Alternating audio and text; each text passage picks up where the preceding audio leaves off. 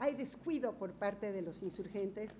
No quiero culpar a los insurgentes, pienso que el estar en la guerra hace que te tengas que defender en determinados momentos y que la correspondencia con los capitalinos pues la perdiste a lo mejor en el camino, ¿no?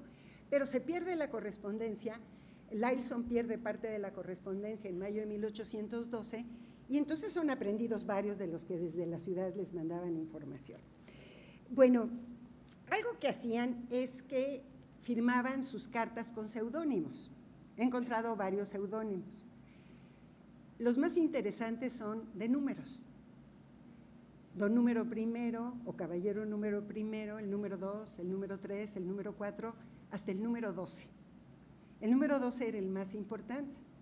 12 es un número netamente guadalupano, es el 12 de diciembre la aparición de la Virgen y es el más importante de ellos, que era un abogado distinguido de las ciudades, sí lo he identificado, que se llamaba Juan Bautista Rassi Guzmán. Bueno, también resulta que Rayón sufre varias derrotas, ¿no?, en Tenango, y varios de los que se habían fugado de la capital, ayudados por los guadalupes, son tomados presos, eran abogados, no eran muy eficientes en cuanto al manejo de las armas, son tomados presos y fusilados en Tenango. Entonces, con Rayón no funcionan del todo bien las cosas, pero hay un caudillo insurgente que está destacando cada vez más, cuyas acciones militares son exitosas, que es ya el cuarto vocal de la Suprema Junta, que es José María Morelos. Entonces, empiezan a dirigirse, hay como un desencanto en algunas de las cartas que últimamente encontré, esto no lo había yo visto antes, hay un desencanto en una del número 12, de Rassi Guzmán, dice, acabo de recibir una respuesta del presidente de la Junta, es una lánguida respuesta, no me contesta lo que yo le estoy preguntando, no le interesa lo que estamos haciendo, no guardan el secreto de quiénes somos, ya nos conocen allá quiénes somos y entonces nos van a poner presos aquí en la ciudad, en fin. Y empiezan a dirigirse a Morelos. Esta es la correspondencia que más tenemos. La tenemos porque también la perdieron los insurgentes. Después de todo, algo bueno sale de lo malo, ¿no? Malo para los guadalupes, bueno para los historiadores, porque tenemos la correspondencia que le tomaron a Matamoros en algún momento de los guadalupes. Y entonces, a partir de septiembre de 12 y hasta que desaparecen 2 años después, en 14 más o menos, va a ser Morelos el jefe con el que los guadalupes o la sociedad de este grupo, que llamamos los guadalupes, se empezó a corresponder con él y a mandarle ayuda, hombres, armas, etc. Les llamamos los guadalupes porque así firmaron su correspondencia con Rayón, con Morelos, no así la que le dirigieron a Rayón. Sabemos que son los mismos, porque luego hemos encontrado los nombres y tal, pero la correspondencia, la sección del grupo que cuida de la correspondencia con Morelos, de mandarle información, etcétera, se firma en los guadalupes. Y es el propio Morelos el que va a dar el nombre a la sociedad. Así le llamamos porque Morelos dice, en alguna de las cartas a Matamoros, le dice, oye, ¿quiénes son estos guadalupes? Porque varían mucho, sé que unas veces son unos, otras veces son otros. ¿Quiénes son estos guadalupes? La sociedad no se llamaba de los guadalupes. El número 12, por ejemplo, sigue escribiendo como número 12 y habla de los señores guadalupes, lo cual quiere decir que es la sección que se ocupa de la correspondencia. Ya los señores guadalupes le mandaron información. Entonces, un grupo dentro de esta sociedad se ocupa de llevar a la correspondencia con Morelos y más tarde con Carlos María de Bustamante y con Mariano Matamoros. No solo se ocupa de redactarla, de juntar información y de enviarla, sino también saben que empiezan a hacer algo muy interesante, que es un diario. Un diario en que van recogiendo la información que van recibiendo dentro de la ciudad. Por ejemplo, ¿qué información le interesaría a un jefe insurgente? Bueno, que entraron tales tropas realistas, que salieron tales tropas a tal zona, tantos bajo tal comandante, que llegaron tales noticias de España, tales decretos del rey o de las cortes, en fin. Todo esto es lo que los diarios de los guadalupes, tenemos recuperado bastante de los diarios que les mandaron a Matamoros y a Morelos estos guadalupes.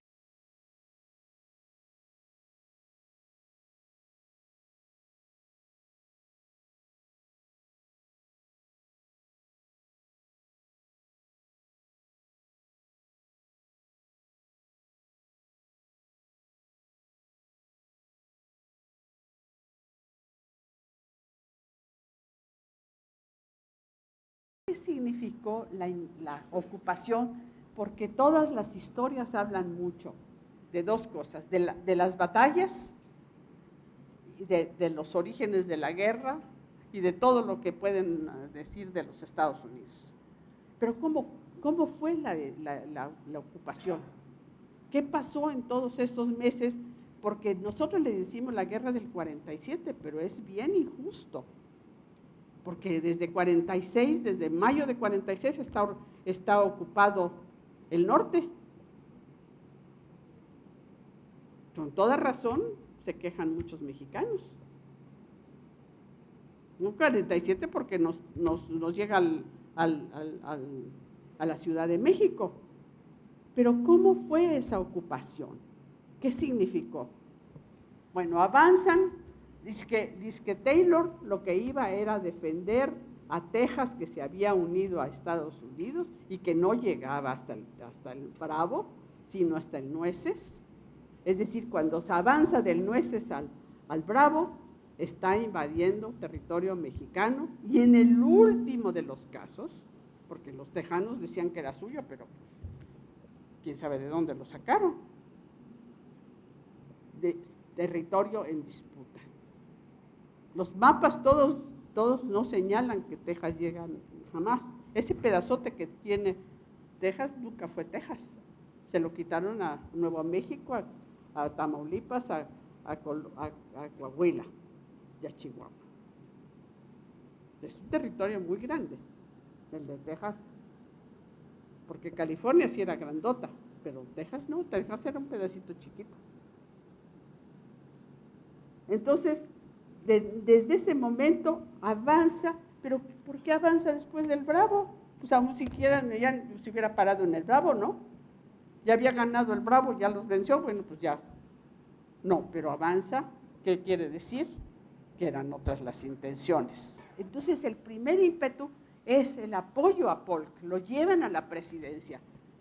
Al momento que se une, finalmente se aprueba el tratado entre Texas y Estados Unidos para anexarse a Estados Unidos, en ese momento es 1 de marzo de 46, de 45, perdón, y enseguida toma posesión Polk. Polk en la presidencia hace que la guerra ya sea inevitable. Porque además los mexicanos habían declarado que si se unía Texas a Estados Unidos, declaraba la guerra. Claro que el gobierno mexicano no quería la guerra. Sabían que no tenían ejército, que no tenían generales capaces, que no tenían armas y que no tenían dinero. Entonces, imagínense ustedes que mandar a soldados sin entrenamiento, sin salario, muchas veces sin alimentos, pues esa era, antes vimos la lucha. Una cosa que los norteamericanos no entendían es cómo no nos dábamos por derrotados, cómo no firmábamos la paz. Entonces ellos apoyaron la guerra mientras pensaron que era una guerra corta, que no iba a ser muy costosa. El propio Polk prefería comprar territorio o corromper, pensó en ofrecerle dinero a Santana, trató de pactar con la iglesia para evitar la guerra, porque la guerra no solo cuesta dinero, cuesta también gente y cuesta apoyo. Entonces, logra este apoyo en el primer momento porque va a ser una guerra rápida. Él pensó que era una guerra rapidita para tener un tratado de paz y tomar California y Nuevo México en el tratado de paz. Pero de todas maneras pide que al gobierno mexicano que si recibiría a un enviado. México dijo sí, pues como no teníamos con qué defendernos, pues eso permitía a la mejor restaurar las relaciones y calmar la cosa. Pero en lugar de mandar un comisionado especial, mandan un ministro plenipotenciario y entonces no es recibido por cosas oficiales, no es lo que se aceptó. Pero ¿qué trae el señor Slidell? Ofertas de compra, tantos millones por tal parte, tantos dan Nuevo México, tantos por California, tantos por esta parte, tantos por la otra. Y cuando dice, le manda un recado que dice, no me han recibido, Polk dice, ya, me juego la guerra.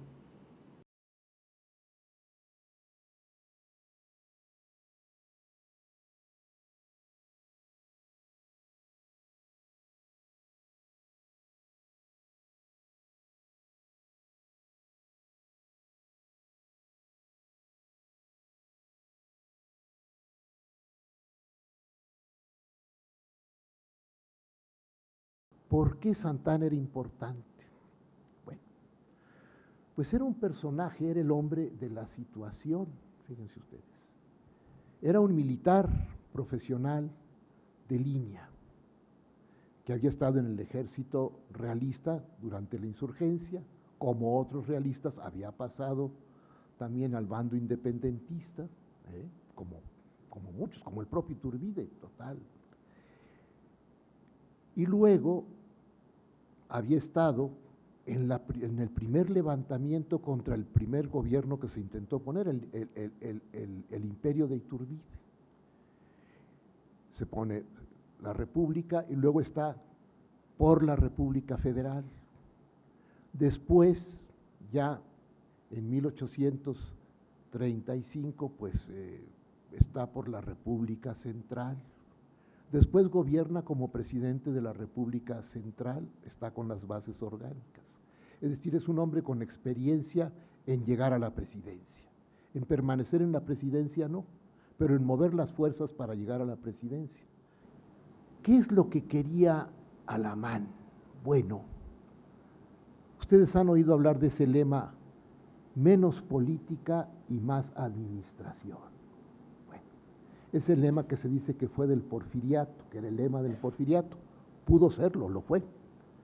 Pero en realidad, fíjense, ese lema surge durante la República Francesa, cuando un famoso periodista, Émile Girardin, frente al desorden que se arma en el legislativo, les dice, señores,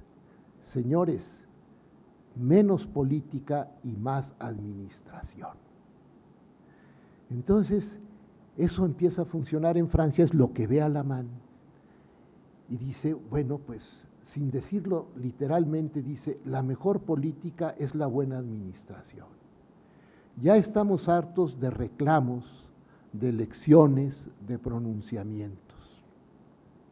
Ahora vamos a hacer un órgano serio.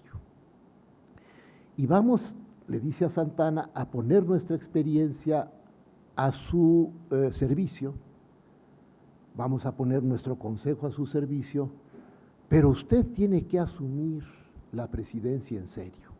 Y en la misma carta le dice, nada de irse a manga de clavo, nada de ausentarse del palacio. Usted tiene que asumir la responsabilidad que se le confía por el tiempo que se le confía. Nada de que a medio régimen usted hace un plebiscito para ver si sigue gobernando, no, nada. La administración es continuidad y responsabilidad, y nosotros le vamos a ayudar. Y claro, esto es el 23 de marzo. Recuerden ustedes que Santana entra a México ya investido como presidente, ya electo, aclamado como presidente, ¿no? El 20 de abril. Y el 22 de abril ya jura unas bases que le tenía preparadas pues el propio Alamán, y unas bases que se llaman Bases para la Administración de la República en tanto se promulga la Constitución, lo que nunca ocurrió porque Santana pues nunca convocó a un Congreso Constituyente y seguramente tampoco los autores de estas bases querían una Constitución.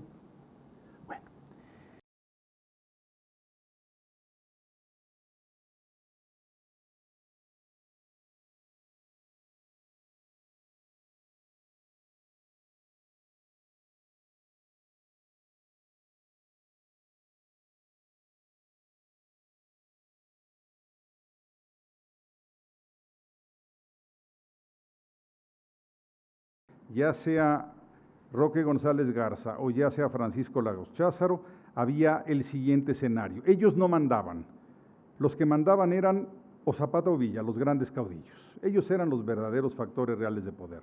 Segundo, contaban con unos gabinetes que de nada les servían. Y tercero, tenían una asamblea, un poder legislativo absolutamente confrontado con ellos y a su vez dividido al interior del mismo. O sea, no hubo mucha alianza entre delegados villistas y delegados zapatistas. Bueno, el caso es que algunos lo quieren ver como una anécdota chistosa. A mí no me parece chistosa que hayan tratado de matar a Sotoygama en la asamblea de la convención. Más que una anécdota chistosa, es una anécdota dramática de la poca comunicación, ¿sí?, de las contradicciones que había entre villistas y zapatistas. Después volveremos a ello, ¿no? Por último, la convención perdió el control de la Ciudad de México, julio de 1915, de hecho Pablo González entra primeros días de agosto, y comienza una etapa de la convención que yo llamo la convención itinerante. Toluca, Cuernavaca, Jojutla. Por cierto, las últimas dos etapas, ya en Morelos, Cuernavaca, Jojutla, hay únicamente presencia zapatista, ya no hay presencia de otra facción y termina por disolverse a principios de 1916. Esto es lo que tenemos realmente con la convención, que yo me niego a llamarle la convención y prefiero siempre insistir en las convenciones. Las convenciones en el sentido de que hubo varios gobiernos, Gutiérrez, González Garza, Lagos Cházaro, varias convenciones en el sentido de que tenían componentes desarticulados, zapatistas, villistas, independientes, y varias convenciones en el sentido geográfico de su sede. Bueno, la conclusión a la que yo llego es que esas convenciones no tenían la capacidad, la ductibilidad, la experiencia política para vencer a Venustiano Carranza. En cambio, el constitucionalismo, a diferencia de las convenciones o de la convención, tuvo un solo mando, Carranza. Un mando menos simpático, si quieren ustedes, menos sexy que Eulalio Gutiérrez o que González Garza, pero mucho más experimentado, sin mayores conflictos de gabinete, sin problemas de confrontación con un parlamentario, con un legislativo. Carranza es una decisión mucho más inteligente, pospone la discusión del constituyente hasta que triunfó finales de 16, diciembre 6 y enero de 17, en Querétaro, el constituyente de Querétaro. Lo único que provocó la asamblea de la convención a lo largo de la primera mitad de 1915 es que sus diferencias legislativas, parlamentarias, propositivas, se reflejaran en la poca alianza, en la poca colaboración militar que tuvieron zapatistas y villistas. En otras palabras, el tener un parlamentario, un legislativo juntos fue solamente pretexto de conflictos entre los ideólogos zapatistas y los ideólogos villistas.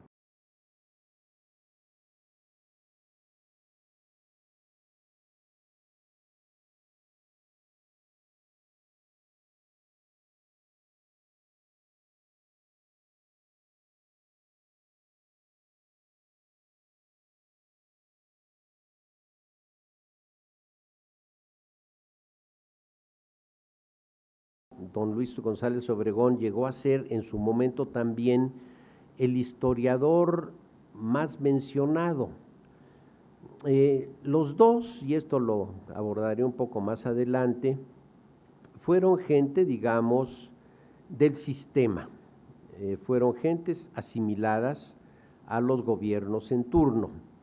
Don Luis al Porfiriano llegó a ser director del Archivo General de la Nación, y lo llegó a hacer por méritos, porque después de haber hecho sus primeras armas literarias al lado de alguien tan imponente como Ignacio Manuel Altamirano, decidió que pues le gustaba mucho la literatura, pero dentro de lo literario la verdad histórica lo apasionaba y siempre los dos tuvieron buenas plumas y don Luis la empezó a ejercer en esta muy grata manera de atacar cuestiones de vida cotidiana, de costumbres, de leyendas.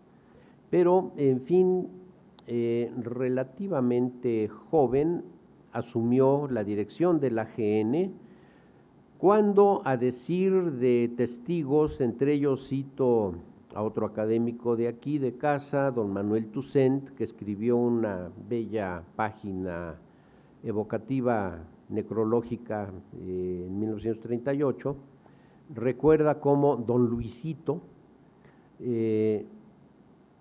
recibió un montón de papeles que convirtió en archivo. Hubo dos casos paralelos con unos 20 años, 15, 20 años de diferencia. José María Vigil, Biblioteca Nacional, recibió un montón de libros. Don Luis González Obregón, Archivo General, recibió un montón de expedientes y los dos, y aquí apelo a la nomenclatura que utiliza mi colega también de esta academia, Enrique Krause, los dos son unos héroes de nuestra profesión. Vigil es el héroe que hizo la Biblioteca Nacional, don Luis González Obregón el héroe que hizo el Archivo General de la Nación. Se convirtió en un archivo, así lo dice Toussaint, eso no era, y se convirtió en archivo, un lugar en el cual era posible, hasta donde alcanzaron las fuerzas de él y de sus muy buenas segundas manos, entre otras la de Francisco Fernández del Castillo, que fue un gran colaborador de don Luis, hicieron del archivo un archivo. Pero aparte don Luis no era nada avaro con la pluma, lo mismo escribía libros de su gusto que libros de compromiso u obligación, como por ejemplo los antecedentes históricos de una historia, de una recuperación histórica del desagüe del Valle de México, en donde toda la parte colonial y primeros del 19, pues él fue quien la rescató para dar un ejemplo de sus trabajos. Entonces, bueno, pues fue el hombre del archivo hasta que al triunfo del gobierno constitucionalista, 1915, hace 100 años, 14, desde hace 101 años, pues lo cesan porque era pues porfiriano y luego huertista. Él no era ni porfiriano ni huertista, era un señor que le gustaba hacer lo que le gustaba hacer y lo hacía bien.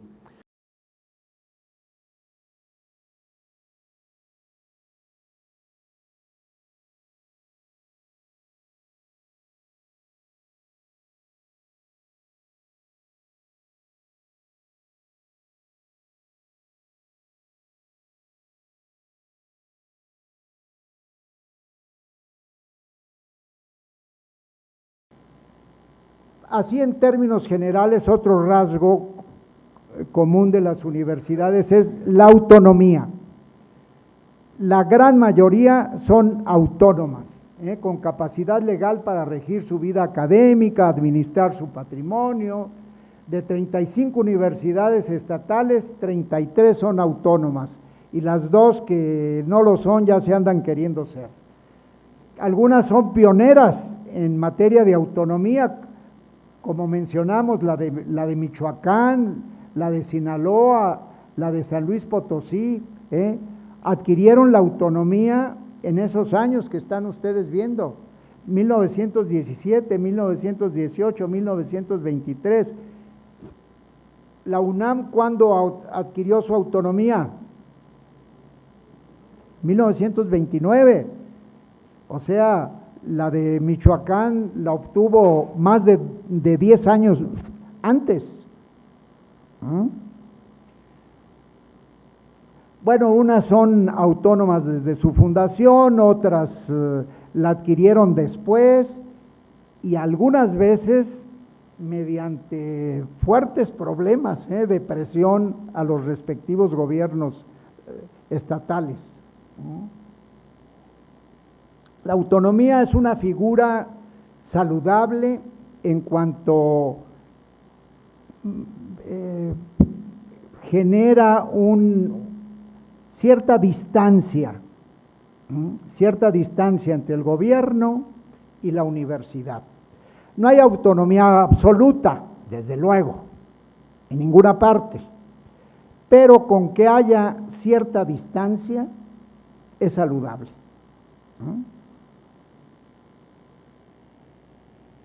Ahora entramos a una segunda fase, que es la que nos interesa en especial y queremos transmitirles algunas ideas. Según apuntamos al principio, las universidades de los estados de la República generan comunidades de profesores y estudiantes con un sentido de pertenencia institucional. Sentido de pertenencia, de que se es parte de esa institución. Y esto es importante y ténganlo claro, Esas comunidades universitarias a la vez están estrechamente vinculadas a la entidad federativa en la que se ubican. O sea, están vinculadas a la universidad y al estado en el que se ubica la universidad. Le llamamos simbiosis, universidad, entidad federativa, lo que se traduce en un sentido de arraigo e identidad regional.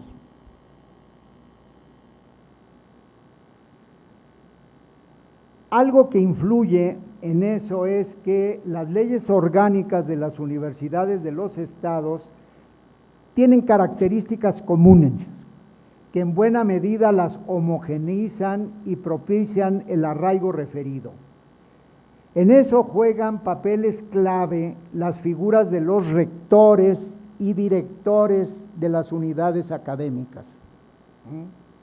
La normatividad exige que para ser elegible a dichos cargos tengan un número considerable de años de antigüedad en la institución, 5 o 10 años, ¿verdad? En la red de historia de las universidades estatales de México, la RUEM, que tengo la satisfacción de coordinar a nivel nacional, iniciamos un estudio sobre el perfil de los rectores desde la perspectiva del arraigo. Puede haber muchas perspectivas, pero aquí nos estamos centrando en el arraigo. Miren, hicimos una muestra de 8 universidades: Michoacán, Guadalajara, Sonora, Chihuahua, Estado de México, Zacatecas, Baja California y Tabasco, analizadas a partir del año de su fundación y hasta la fecha. ¿Qué variables estudiamos? Lugar y año de nacimiento de los rectores. Todo esto es en relación a los rectores. Lugar y año de nacimiento, institución de egreso, grados obtenidos, años de residencia en el estado y antecedentes en la institución previos al nombramiento. ¿Qué es lo que encontramos? Pues vean, de los 164 rectores que incluimos en nuestro estudio, 132 nacieron en el propio estado. O sea, de 164, 132 nacieron en el propio estado. Es frecuente que las leyes orgánicas exijan 10 años de residencia en el estado previos a la designación. Y bueno, un considerable número de rectores analizados han hecho sus estudios de licenciatura en la propia institución.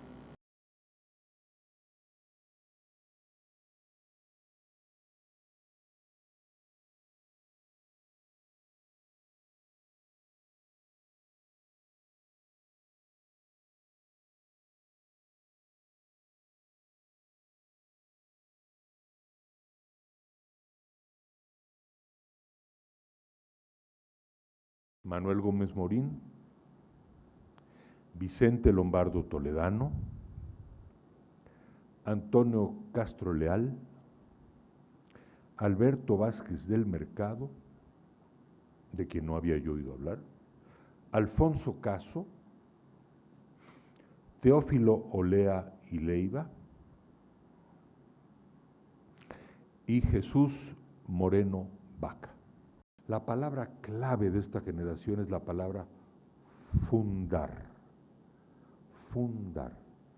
No es casual que haya fundado el Fondo de Cultura Económica, el Colegio de México, la Escuela Nacional de Economía. La historia moderna de México fue una fábrica de historia, le llamaba él, de 9 o 10 o 11 volúmenes, que fue toda una empresa. Fue el primer empresario cultural de México, don Daniel. Su biografía se parece a la de Gómez Morín, y se parece a la de Lombardo, y se parece a la de Vázquez del Mercado, y a la de Castro Leal. Todos tienen un aire de familia, el aire de familia de construir. Unos en la economía, otros con los obreros, la Universidad Obrera, Lombardo Toledano, Gómez Morín, la editorial Yus, el PAN, la revista mexicana de jurisprudencia que hizo Alberto Vázquez del Mercado. Esta generación tuvo esa marca de fundar las instituciones mexicanas. Entonces, pasaron unos años más. Ya había escrito el libro de los caudillos culturales y la biografía de Cosío Villegas, y entonces me pregunté, bueno, ¿y qué tal si esta idea de la generación de 1915 es más que una ocurrencia? A lo mejor Gómez Morín tenía razón, y no solo fueron estos 7 sabios, más Daniel Cosío Villegas, más otros cuantos, sino a lo mejor fueron muchos más. Y sí fue lo que llamamos una generación. ¿Estarán ustedes de acuerdo que usamos mucho la palabra generación? ¿No? Y no es fácil definirla. Ortega y Gasset tiene un método para definir las generaciones. Dice que ocurren cada 15 años. De modo que, por ejemplo, esta generación de 1915 nacieron todos entre 1890 y 1905.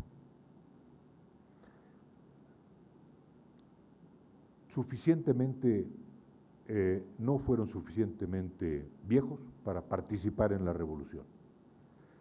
Pero cuando llegó la Constitución y Vasconcelos y Obregón, ya estaban lo suficientemente, ya eran jovencitos, ya podían participar en la construcción de México.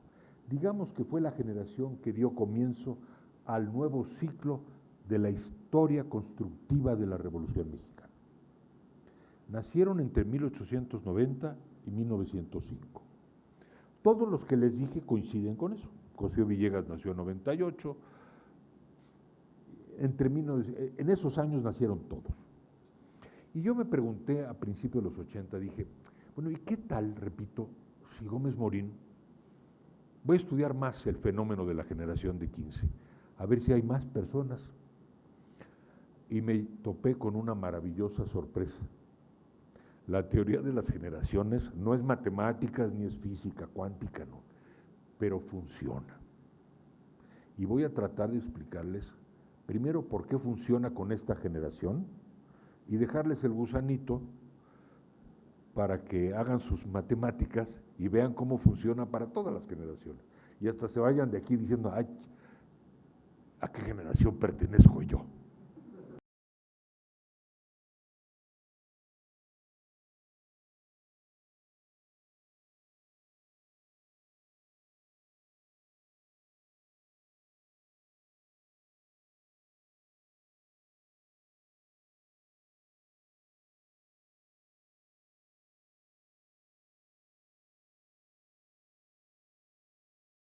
En 1867, cuando se restableció el régimen republicano, México comenzó a disfrutar de una larga época de paz y tranquilidad, lo cual derivó en una gran transformación económica y social que fue muy aplaudida en todas partes, a pesar de que 40 años después desembocó en lo que ahora se conoce como la Revolución Mexicana. Una de las razones de esta fue que el enriquecimiento acabó resultando pues solamente para unos pocos. En cuanto al tequila, hay que decir que la producción disfrutó de grandes mejoras.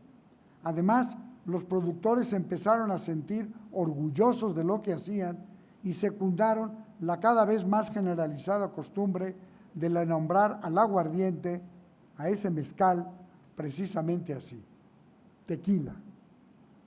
Tradicionalmente, en aquellos campos donde los agaves debían crecer durante unos 10 años, más o menos, sus mezcales, corazones o piñas, llegada la hora, eran despojados de sus largas hojas con golpes precisos de una gran cuchilla encajada en la punta de un bastón.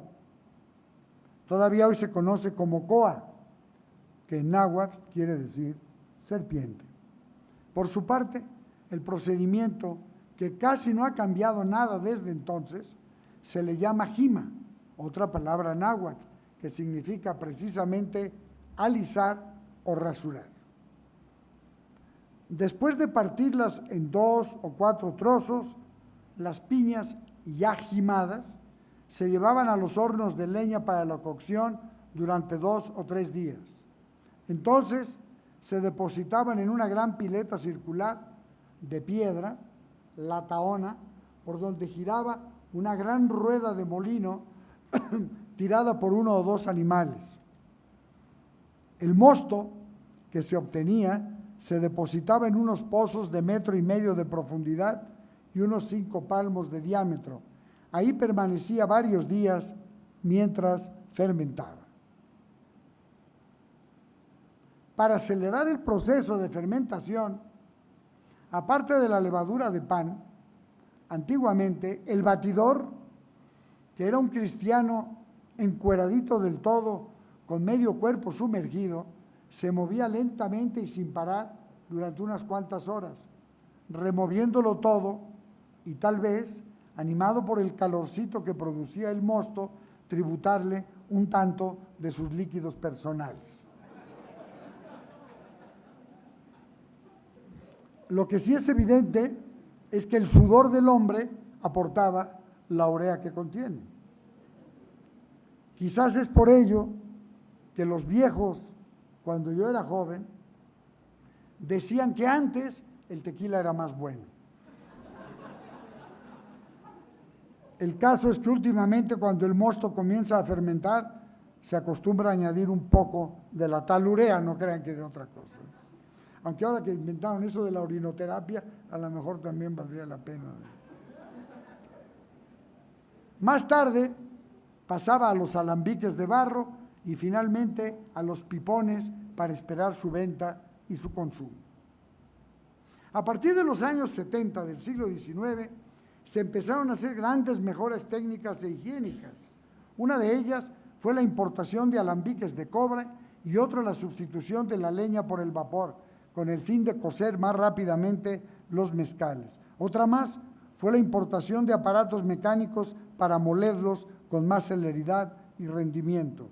Y también la utilización para fermentarlo de tinas o tinajas más higiénicas y con menos pérdidas.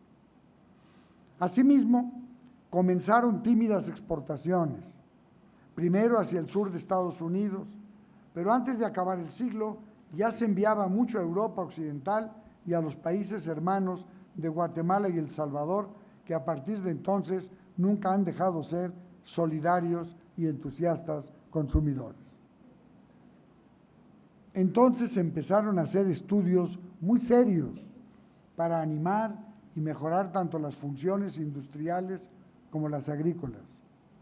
El más reconocido es el del boticario Lázaro Pérez, quien, basado en sus análisis, insistía en las grandes virtudes del producto, siempre y cuando, y lo subrayaba, que se entienda bien, se consumiera con moderación. Recogemos unas cuantas cualidades en palabras de él mismo. Despertar el natural apetito de los alimentos, favorecer las digestiones difíciles, tonificar las funciones gástricas, hacer que cicatricen rápidamente las heridas poco profundas, eso sí, aplicado por fuera.